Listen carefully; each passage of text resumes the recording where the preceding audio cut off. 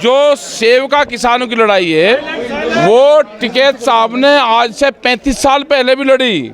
यहाँ का किसान, चंडीगढ़ में मीटिंग हुई, वहाँ गया, दिल्ली तक यहाँ का किसान जाता था। बीच में कुछ इस तरह के लोग आए कि सेब का किसानों के नाम पे अपने आप वहाँ पे जाना शुरू कर दिया और जो मेन किसान थे उस स्ट्रीम से हमको हटाया गया। इनकी लड़ाई जैसे गन्ने की, धान की लड़ाई लड़ते थे, ऐसे ही हिमाचल के सेब की लड़ाई भी लड़ी गई है। और आज हालात ये हैं कि बड़ी कंपनियां यहाँ पे आई। 10 से 12 साल पहले हिमाचल के सेब के बागानों में घुसी और आज उसने हालात ये कर दिए कि अपने आप रेट तय करती है और एक साल में 16-16 रुपया रेट डाउन करे गए।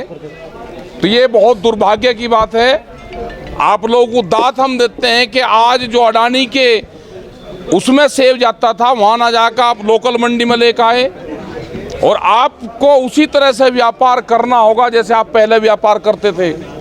आप पूरे देश में हिमाचल का सेब जाता है और यहाँ से लगा के वहाँ तक व्यापारी बैठा हुआ है पूरा। आप मंडियों में डायरेक्ट अपना माल भेजो, डायरेक्ट ये माल बिकता है सब।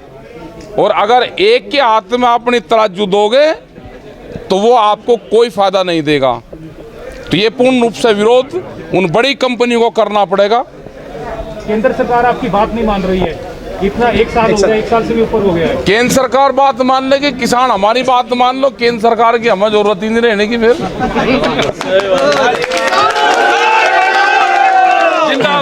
उन्हें ठीक कहा कि जो बीजेपी सरकार है, बीजेपी तो है ही नहीं सरकार, जो कंपनियों की सरकार है आज मौजूदा, वो प्रदेश में हो या उसमें, उसे कंपनी तो चला रही सरकार को। सरकार तो मोदी सरकार है और मोदी सरकार को कंपनी चलाती है। ये कहा कि एग्री बेस इंडस्ट्रीज लगे, टमाटर, ये जो पहाड़ का किसान है उसको ट्रांसपोर्ट सब्सिडी अवेलेबल करवाई जाए, ये स्टेट गवर्नमेंट की जिम्मेदारी है।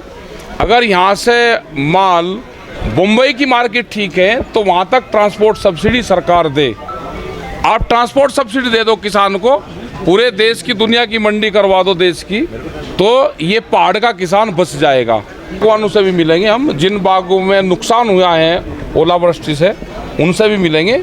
और जो एक मुख्य फसल यहाँ की वेजिटेबल्स की होती हैं और फ्रूट यहाँ का है, खुमानी, इन सब चीज़ों पे रेट तय है और उनके लिए यहाँ पल्प यूनिट यहाँ पर लगे हैं। ये गिरते चढ़ते हैं कि देश में या प्रदेश में एग्रीकल्चर मिनिस्ट्री नहीं है। ये देश के साथ में धोखा है कि कृषि प्रधान देश में कृषि मंत्री ना कोई हो। देश की आज़ादी में 90 वर्ष लगे थे, किसान की आज़ादी को तो अभी 30-35 साल तो ये शुरू हुए। हिमाचल का किसानों को एकजुट होना पड़ेगा, नहीं तो ये अडानी आपके घर में बैठ गया, आपके दरवाजे पे बैठे, आपको लुटेगा।